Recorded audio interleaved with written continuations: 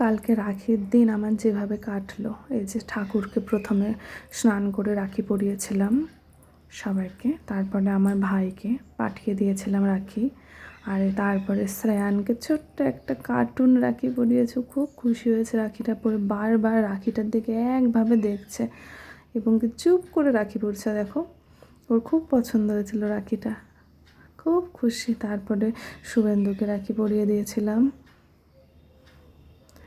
কালকে বেশ আনন্দেই দিনটা কেটেছিল। রাখি পূর্ণিমাটা আমি ভেবেছিলাম ভালো কাটবে না, যেহেতু বাইরে আছি, ভাইও নেই। দেখো, তারপরে লাবণীকেও রাখি পরাচ্ছিলাম। মনটা সকাল থেকেই ভালো লাগছিল না যে ভাইকে রাখি পরাতে পারলাম না। রাখি পাঠিয়ে দিয়েছিলাম, ওটা বাড়িতে পড়েছে ভাই। তারপরে লাবণীও আমাকে রাখি পরিয়ে দিচ্ছিল, ও আমাকে পরিয়ে দিল। দুই বান্ধবী আমরা দুজনকে রাখি পরিয়েছি।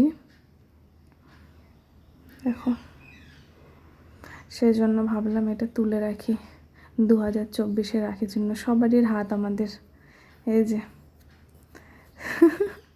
শ্রেয়ারেরও হাত আমাদের, সবারই হাতে রাখি, 5 জন একসাথে। আর শ্রেয়ান একটু দুষ্টুমি করছিল, এই দেখো হাসি, দেখো আবার কামড়ে দিচ্ছে।